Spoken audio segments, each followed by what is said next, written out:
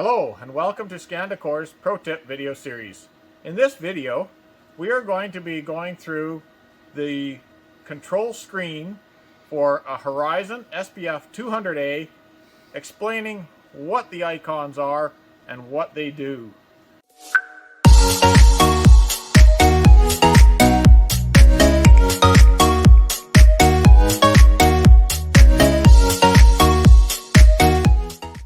So when you power up an SPF 200A Horizon booklet maker, it will go through a boot up and then it will come up to this screen here.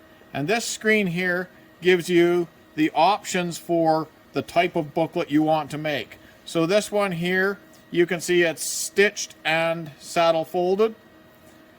This one here is just fold only. This one here is top stitch and fold. This one here is top stitch only. And all the different options, the single corner stitches, no folding, just stitching in the middle but no folding, or straight pass through. So those are all options that you can use to select what kind of a booklet you want to make. Then moving on to, so we're going to select that one. Then it automatically advances to the second tab here. And this is where you set your starting sheet size. So this is the sheets that you would put into the VAC 100 collator, or the sheets that you would feed by hand. This is where you set that number. So there are some pre-select sizes here for standard North American paper sizes, or you can actually touch the icon and you can enter a totally custom size. Okay, this number is the length from lead to tail. This number is the width from side to side, and this number here automatically populates at half of this, and that is where the stitches are going to go at that distance. You can again change this number a little bit if you need to tweak it a little bit to make your books run stitched exactly where you want. Then you can push OK. This brings you now to the final setup screen, this third tab on the top. You can go back to any of these screens if you want to change anything along the way. You can go back there at this point and adjust those. This is your trimming screen. So this here now is the finished book from the spine to the foredge. This here is the distance between your stitches. This is the finished width of the book, and you can't change that because we don't have side trimmers. This here is, you can turn off the trimming if you don't want your booklets to be trimmed. You can turn the trimming off or turn it on. This here is a thickness of the finished book. So you'd do a test or a sample, or take a blank proof and just fold it in half and measure how thick that book is, and that's where you'd put that number right in there. These numbers are all in thousandths of an inch, or in imperial measurement numbers. Then over here we have the type and number of stitches. So this is 2 stitches, standard booklet making. This here is 4 stitches. If you have a 4 stitch head kit, you can put 4 stitches. This one here is the loop stitches. Now if you can notice the difference in the shape of the icon there, you can see that it looks like a loop stitch. If I touch it again, it goes to 2 standard stitches and 2 loop stitches. That's 4 loop stitches, and there's back to your 2 standard stitches. So now we only have 2 other icons down here. We have this one at the bottom. This one right here would put you through a home position reset, as we call it, and it would take all of the power automatic setup items in the machine, take them to home position so it re-references them, and then move them to where they need to be for your job. It's always a good idea to do that, especially when you start up first thing in the morning. This button here would take you directly to the set position for the job from wherever everything is sitting right now. So just a little bit quicker setup. we're not going to run this machine through a whole setup, but once you push either of these icons, the machine will go through and do its setup, and then it will pop back to this screen here. This one will automatically show up. Now, this is your main run screen. On this screen here, we would have a job name. If this was saved in memory, the job name would be here. Job number would be here. This tells you the finished size of your booklet. This here is total counts. It will count every booklet that gets made. This one here is a batch counter. So if you come over here and you wanted to do batching and you wanted to do 20 booklets in a batch, you could do 20 booklets in a batch. And so this counter here would count up. This counter here would count up 1 to 20, and as soon as it hit 20, this number here would change to 1. So it's done one batch of 20. This number here would also be at 20. Then when it's done the second batch, when it's done the first batch, this re-zeros itself and starts counting again. This one continues from 20 on up to 40. So when you've done your 40 books, you would have 2 here, so you've done 2 batches of 20, and you would have 40 here because you've done a total of 40 booklets. If you want to just do straight run non-stop without batching, you select this icon and this number simply goes up, counts up 1 to however many booklets you do. This icon here is a speed, changes the speed to however many booklets an hour you're doing, so you can change the speed there. This icon here, and this is another fine adjustment. It's related to the stitching. So this is transport speed on your belt. This is if you're doing narrow books. So when you're doing narrow books, you can turn that one on. Actually, I'm going to pop back here. That takes you to the screen where you can turn that one on. This is whether you're doing your stacker is set for doing rejects or not. This is whether your stitch detect is on or off. So it brings you to the screen where you could turn it on or off. We'll explain that later.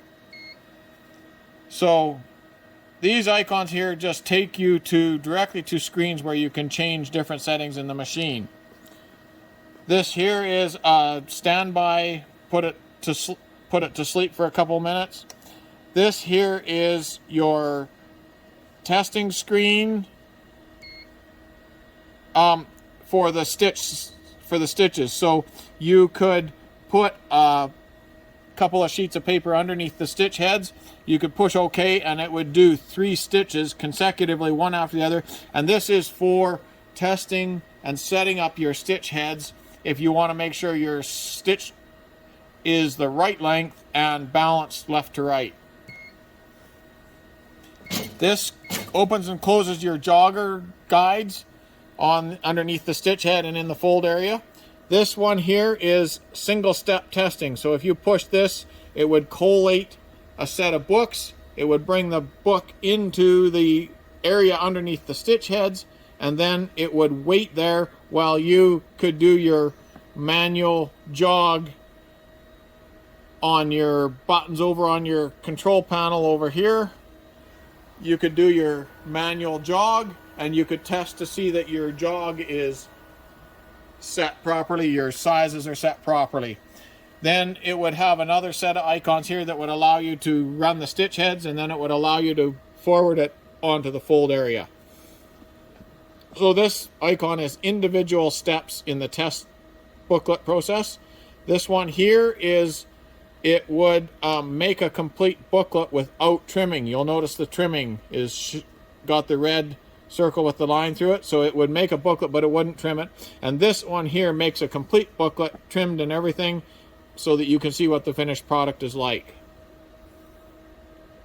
Going into our next tab up here, so this is the main run screen. This is the fine adjustment tab, and where we can change some of these settings. So if we did our booklet underneath the stitch heads and we found that when we closed the guides using that manual button we showed a minute ago, and they didn't close quite tight enough, there was still a bit of space there, you could change these numbers here to fine tune the actual setup. It's like a fine adjustment screen. This is in your stitch area. This is in your fold area. So you can go and adjust where the actual fold point is. Supposing it's not hitting it dead on a color line or something, you could adjust where that is. You can adjust the side guides going down into the fold area. So you can adjust all those adjustments, and you can also set a number here that affects how wide or how close the fold rollers automatically set themselves. Then into the trimming area, this again is that same number that we set up back on our original screen that was decimal 080.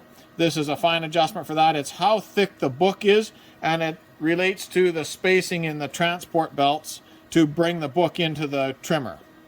So if the books aren't going in properly, or if they're going in and bouncing back, you might need to adjust this number. This one here is a fine adjustment on the actual finished trim length. So you can change it by 5 or 10 or 15 thousandths if you need to just tweak that a little bit. This here is now a test button for the test trimming a finished book. This puts a single operation button for putting your transport rollers up or down. This cycles your knife, and this ejects the finished test booklet. Moving back up to our second row here now, this icon is our fine adjustments. It's where some of these guys here took us straight to this screen here. And this is transport speed for the booklet. This is if you are using narrow sheets and you had to turn on the narrow sheets, would automatically these would not be grayed out, and you could select this icon here if you were using narrow sheets. This here is whether you're going straight, everything goes out onto the exit tray, or whether an errored book, say it's got a missed stitch and your stitch detect system detects that it's a missed stitch, or there's a missed collation, it will reject the book in the reject tray of the trimmer. This is your stitch detect. You can turn it off, you can turn it on so that it monitors only the on cycle of the sensor, or you can turn it to here so it monitors both the on and off cycle of the sensor. And that sensor is right up here on your stitch head. Right up here on your stitch head, and it just monitors this. When this goes like that, every time you can see the little red light going on and off, and that monitors the cycle of that stitch head so that it knows that the wire is still feeding consistently. This is automatic feeding from a collating tower. This is hand feeding. If you just had a few books and you didn't want to set up your tower, you wanted to just hand feed the unit, you'd select this one. And this is a hand marry unit. This machine does not have it, so you can't select it. These are jogging timing, so basically how long it spends jogging before it does the stitch, and how long it spends close up. So the joggers open and close to jog, and then they close up, and then it does the stitch. So this is the number of times it opens and closes. This is how long it holds once it closes up. And then this is transport speed, how fast it pushes it out from underneath the stitch head area. This is your orange pusher foot, and it just adjusts the home position of it. You probably never really ever touch that. And these here are how wide the guides open up, in addition to the width of the sheets, to allow them free entry into the stitch area. So you had an 11-inch wide sheet, the jogging guides would open up to 11.1 inches, and then they would do their jogging. And then this one here is on or off, and it's how wide the guides open up to release the booklet once it's stitched. And normally we would run that on, and we would run it at just enough to relax the side so there's no drag on the booklet for it going out. Coming on to the next icon here on this line, This is, again, the same timing delays, but in the fold area. So you can do side jogging with the side joggers and the tail joggers, or you can do tail jogging only. You can control a timing on how many times it opens and closes, and you can control how long it closes up and holds before it folds. Again, same thing here. You can set how much wider those jog guides open up in addition to the width of the book to allow free entry into the fold area. And this is how much there's a fine position for how the jogging foot in the fold area holds the book. This setting is not turned on right now. It's the side width, how far it opens up after it's folded. That's because we're only doing tail jogging. We're not using the... If we were doing both side and tail jogging, then this guy would be opened up here to allow you to set a number there. Again, this is in the trimming area. This is to how long the book comes into the trimming area and how long the belt's timing to square it up before it trims. So the belts push it against a stopper, and this is how long the belts have to square it up before it stops and trims. And then this is exit speed on the exit belts going out onto the exit conveyor. This here is whether you use the auxiliary feed wheels or not, and those are in the machine here.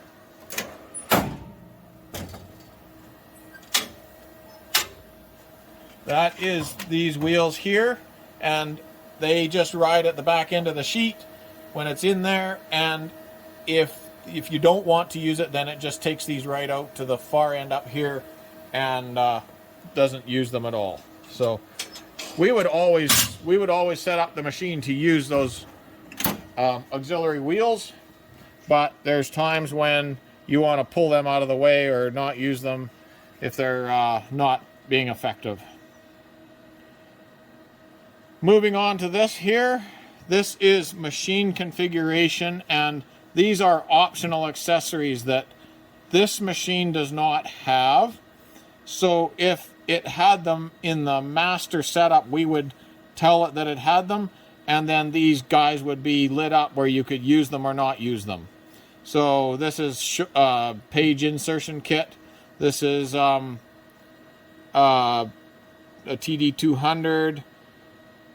It's relates to the trimming, and this is a automatic trim removal suction blower system that is an option for these machines. You can get it, and then it automatically turns on when the machine starts up, or you can shut it off so that it's not running for a particular job. So that walks through all of the fine adjustments and all of the configuration settings that are open to the operator. So we've talked about this tab. We've talked about this tab is where you start making your book. This one here now is your memory. So if you had jobs in memory, the job number here, the title would show up here, and the date that it was formed would show up here. If you have want to save a job, you could highlight the number line item that you want to save it, and you can push the save button. Once you have jobs in here, this folder will be no longer grayed out, and you can come along and you can select job number 1 or job number 2, and you can hit open, and that will basically populate all the settings for that job back into this screen right here, so you're ready to run. Or it'll populate it into this screen right here, so you're ready to go directly to setup. And then if you want to delete a job, you can select the job and you can push the delete, which again, once there's jobs in here, then you would be able to delete the job. This tells you how many programs there are that have jobs saved in them. You can do up to 99 programs on this. Moving on to our last icon, this is our information icon. It's the information tab, and it tells you various things about the machine. First of all, there's the month and date, and then the hour, and then there is the counter. There's this, so you can pull up the counter and it tells you the total counts. You can pull up your serial number software and it tells you the different software versions. And this arrow right here is a return. It tells you your error history. So if you coming in to look at a machine and you've had a few different errors, the technicians can go in here and track those errors down and say, well, you've had a lot of 7300s or you've had a lot of 4144s or whatever. This is just error history. This is administrator mode.